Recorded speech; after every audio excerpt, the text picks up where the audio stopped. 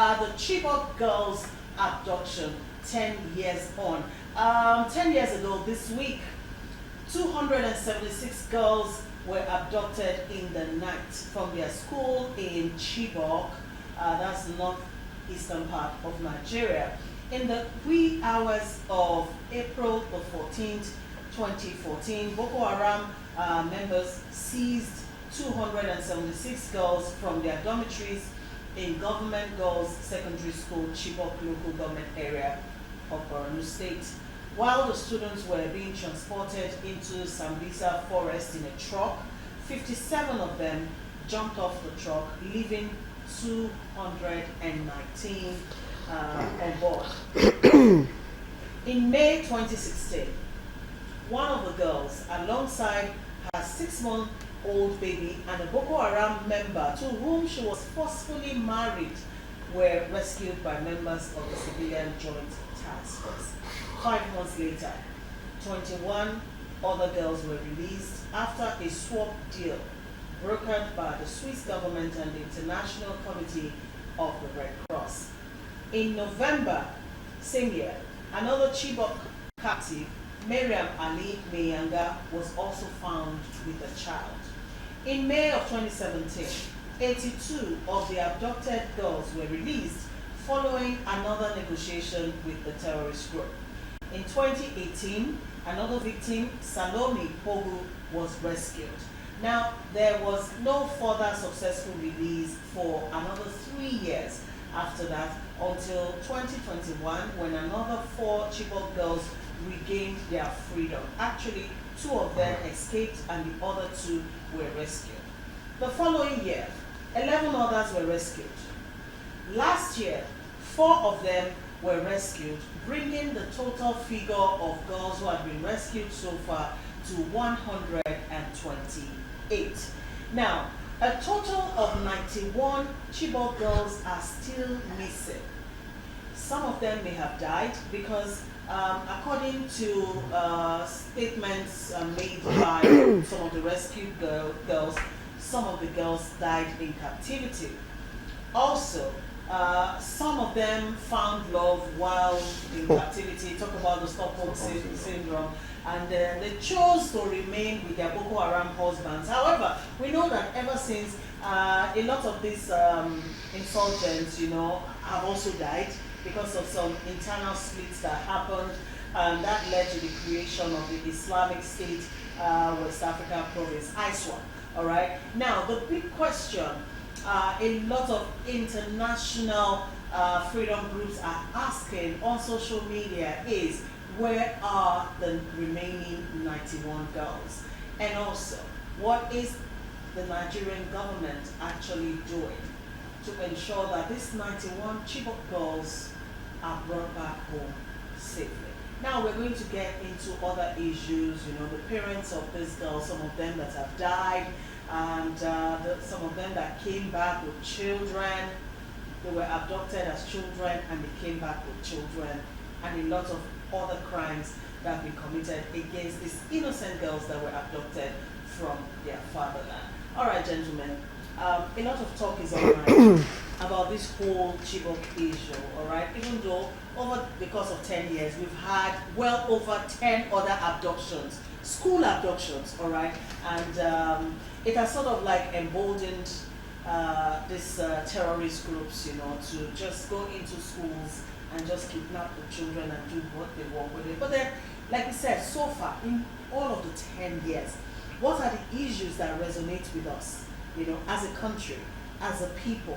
And what gains would you say, we have to record from this whole Chibok issue 10 years after? Well, if we want to take the takeaways from Chibok girls palaver, I think I won't say we'll have any gain. The reason there is this: until the other girls are returned, either they returned alive or they saw their body to really justify that, okay, we have tried enough to make sure that they return. We are talking about 10 years. Some of them that are 12 will have been 22. So, and that is the thing. I don't know what is going to be going on in the minds of their parents that are still alive. I just want to, because this kind of issue, I always put myself in the position of the parent. That how am I going to feel losing my child for 10 years without even know the whereabouts? And this is what the government should put at different government. And don't forget that in the last 10 years that we are talking about, we have 3 different governments in the ends of affairs. Jonathan, President Jonathan, former president. After him, we have General Muhammadu Buhari. Now we have President Bola Ahmed Tinubu. And within that span of 10 years, we could not get the orders of this particular girl. So it shows that we cannot, because the gain that we'll have said we are having is those girls returning and we are celebrating with them. We can say, okay, the gains is that at least thank God that upon what happened that particular period, we still have them alive. And that's the thing. Then another thing again is this. It's like the politicians have moved on with it. You recall the governor of Borno State at that particular time was Kashim Shettima. Kashim Shettima is the vice president of the Federal Republic of Nigeria at this particular time. If you look at the position of all those politicians 10 years ago, as majority of them has, a lot of things have changed.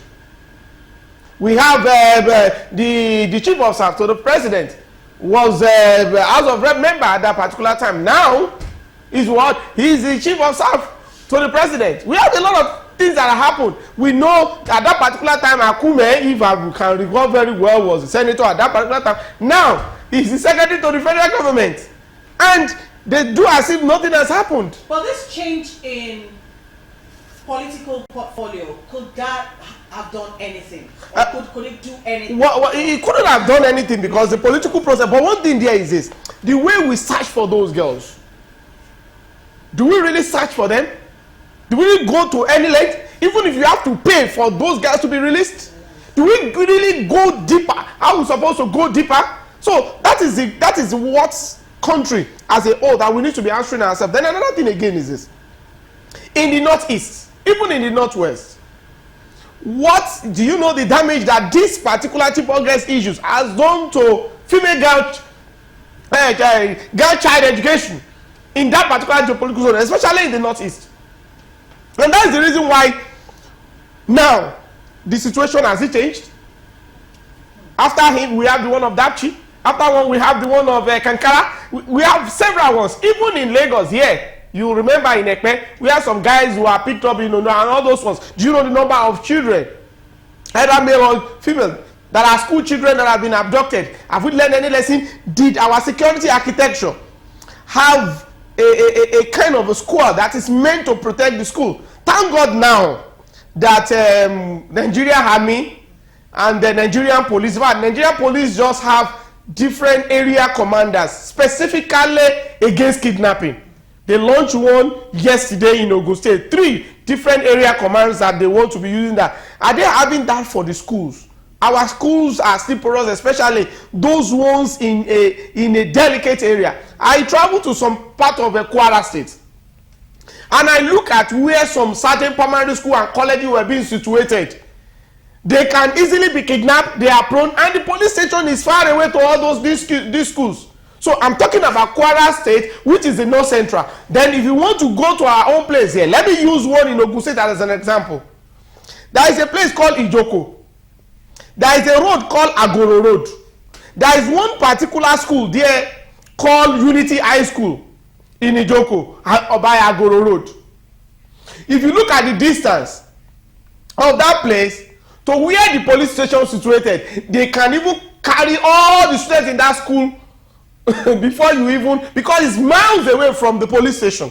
So those are other schools like that, especially in the local area.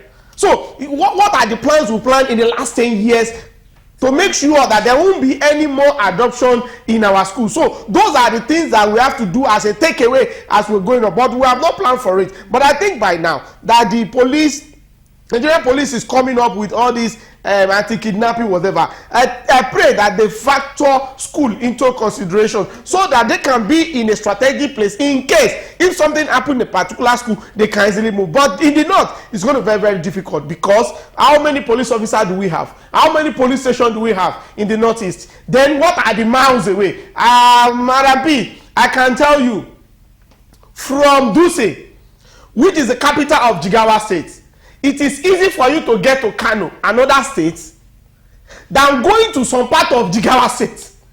How far it is? Because from Dutse down to Kefin Hausa or Adeja or Hawio is far away. It's like going from here to Ibadan. Than going to another state. Another state is closer than going to another extreme of the state. So with the way and the alignment, it's going to be very difficult. So what we really need is this: we must have a squad for protecting our schools, and we need more officers in terms of police officers, mobile officers. We need much of them if we really want to protect this country. All right. So for you, one of the takeouts is we haven't done enough in ensuring that such abductions don't happen again, which we have seen in the last 10 years. I mean, a lot of other school children have been abducted in the last 10 years. All right, Mr. Shopito, let's cast our minds back to 2014 when this Chibok girls abduction actually took place. If you recall correctly, it took the then president, Goodluck Jonathan, 3 weeks before an official announcement was even made to the effect, that these Chibok girls had been captured. And then a lot of other things to play out. Analysts are saying that the whole Chibok issue was politicized, which is what made it extremely difficult to have gotten the girls back. All right. One thing I remember vividly is the fact that foreign forces, mercenaries, were refused, to help in, bringing these girls back. Now that painted a picture to the average Nigerian that there was more, to that abduction beyond what, was reported and all of that. Till date, foreign media are still playing that card of there is something that the government hasn't, told the people. What's your take on that vis-a-vis in the last 10 years, what has been done or not done by the government to ensure safety of our school children? Thanks, Mama. Yeah, I think it's tragic that we have found ourselves in this place where we are today. And I say tragic because you're right. I still feel that we simply don't know what happened with Chibok girls. We don't know. The information out there is just simply to reflecting the facts that we have, versus the outcomes that took place, and the actions following those outcomes are all at variance. They just simply don't gel. Starting from how, repeat, and now it's become a pattern, how a group of terrorists could have driven through roads, hundreds of kilometers of roads that were checkpointed by the military, how they could have moved with such assets, with trucks, to move 200 and something, just think about it. How many trucks do you need to move 200 and something, even if you are using buses, these long buses, they sit about 110, which means you would have needed at least 2.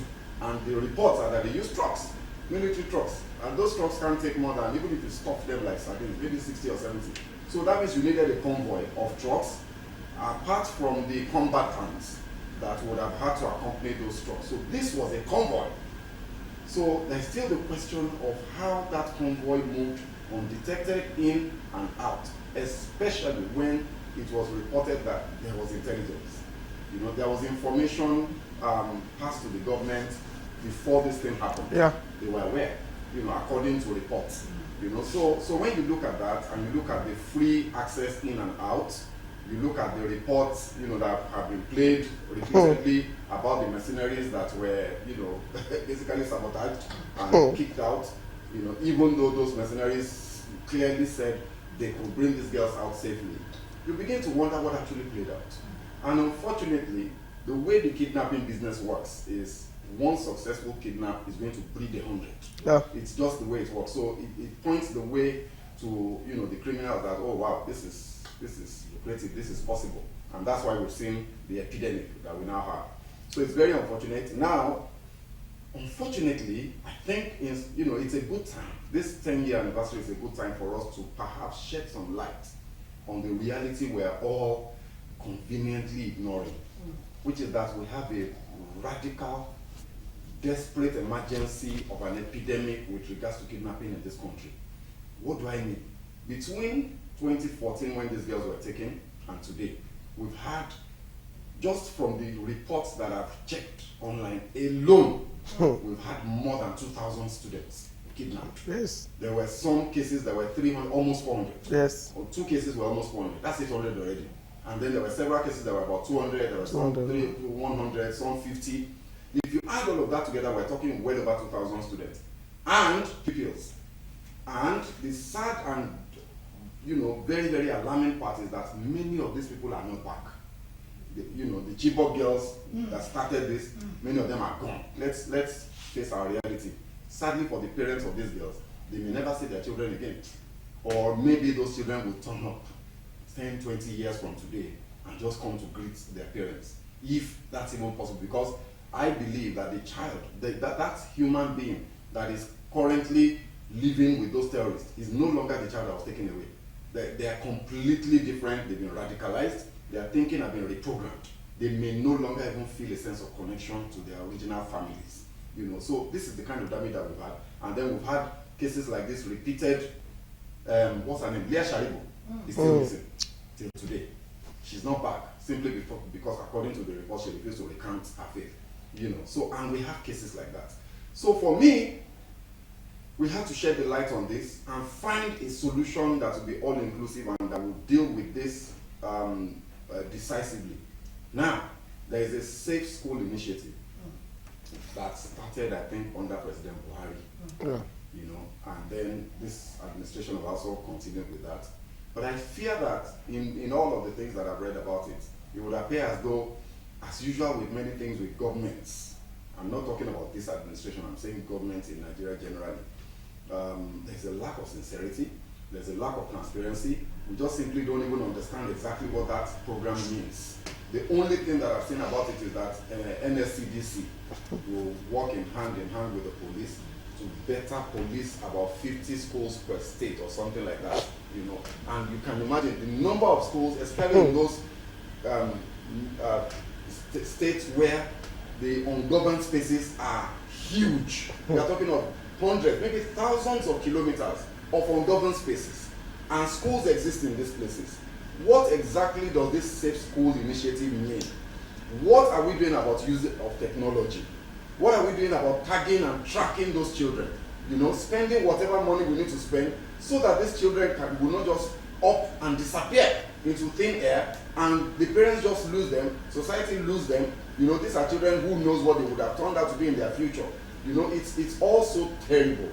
So I think that the government of the day needs to rise up to the challenge. But of course, we must also recognize that there are so many, a myriad problems, including on the security front. It's not just the kidnapping of students that we have. We have kidnapping as a general commercial activity now rampant in Nigeria, including in the FCT. So it looks as if we're just overwhelmed as a society by a lot of these problems, and one can only appeal that we talk more about these things and put government under pressure to find a solution, especially to these school kidnappings. Enough is enough. There are too many children, too many parents that are just sorrow, whose lives have been disrupted. It has to stop.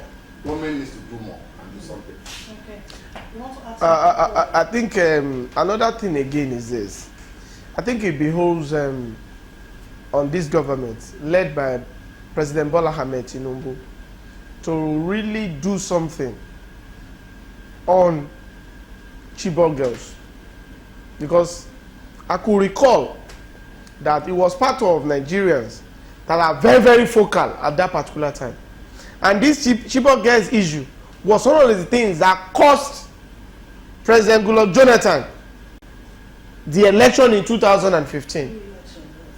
After that particular election, we've have first election that brought Buhari in 2015. After that, in 2019, we have another election. 2023, we have another election. This is the time that he has to put the mark and saying, okay, during my own tenure as the president, that's when I got all the other Chibok girls that couldn't have been returned. That during my own time, I make sure I got it. And another thing again is that he needs to make sure that no students, irrespective of the geopolitical zones, who are being kidnapped, is a marching order he has to give. I know that Inspector General of Police is doing something for them to have different squad like that, but I want to look at the strength they want to use to do it in terms of numbers. I know some certain police station in the north, the police station, one person in the police station, there could not be more than 5 in the police station. If the whole community rise up, can those 5 police officers face them? So, and that is one of the things, we need to employ more police officers. At least in Nigeria, we don't need anything less than 2 million police officers. The little one that is not up to 400,000 is not even, half of it is following wealthy people, is carrying madam to carry bag, is following expats, all those foreigners, they are the ones they are following. The rest, out of the 50% that remains, is not even enough for the whole Nigerians. I think we need to employ more police, at least 2 million police officers in Nigeria, then we'll start from there. I think if I may quickly chip in on the Chibok girls in particular, because they are the ones that triggered this conversation, Yes. and that's where this whole thing started from. I would suggest that all may not be lost because human beings generally tend to leave a trail. I would suggest to the government to take this as a cardinal project of the administration, Yes. and recover these girls. They're not totally lost. Yeah. If there's no action, they're gone. But if the government decides to rise, I always say that the might of the federal government of Nigeria, you don't want to test it. We have resources, we have the might, the capacity to take on any challenge and overcome it. I would suggest to the government to engage private sector security outfits. I will not use the word mercenary. If they want to go along that line, it's fine. But private sector security outfits who are trained in tracking and tracing and recovering human beings. People that have been lost for years. They have the skill to go into communities and track them down. Sure. This is possible. So I would suggest to the government that perhaps, even if you want to take it from a political score perspective, then do so and bring these girls back. They can be recovered, but the action, deliberate, specific action is required. I mean, who would have thought that 10 years after the Chibok girls' abduction in 2014, that we'll still be talking about those girls coming back home. Let's not forget the whole international attention Nigeria got. At that time, these girls were taken away. The whole thing even birthed the movement, Bring Back Our Girls, which became a global phenomenon, and it's so sad that 10 years on, 91 of these girls are still not accounted for. Meanwhile, Chibok parents, the parents of these Chibok girls who are still missing, are pleading with the federal government to please bring back their girls. Okay. Now, according to a report by the Murtala Muhammad Foundation (MMF), 10 years after the abduction of 276 girls from Chibok Girls Secondary School, 21 of the affected girls have so far come back with 34 children. 21 of the girls have come back with 34 children. Also, according to the report, 48 parents of these abducted girls have died since, and their deaths are being attributed to trauma, from the abduction of their children. Some of them came down with health issues, and it's a whole lot. I don't even want to go into some of the sex crimes that have been committed against these girls, all right? Because according to testimonies of some of the girls that were freed, that came back, those girls that refused to be married to these insurgents were subjected to excruciating hardship. Some were even killed. So it beholds on the government of the day, really, to do a bit more, like my guest has said, on this continued search for these 91 Chibok girls, Nigerian girls, innocent girls who were just in school, doing what they should be doing at their age, getting an education, but they were taken away. until date, 10 years after. No record, nothing. It is really sad. And really our heart goes out to the parents of these girls. I don't even want to imagine, what they've been through in the last 10 years. Plus, like I mentioned earlier, in the course of the last 10 years, the whole Chibok girls abduction sort of like emboldened other terrorist groups and kidnap groups to also go after innocent school children. Over 10 separate kidnapping has been recorded of school children, especially from the northern part of Nigeria. It is well with us.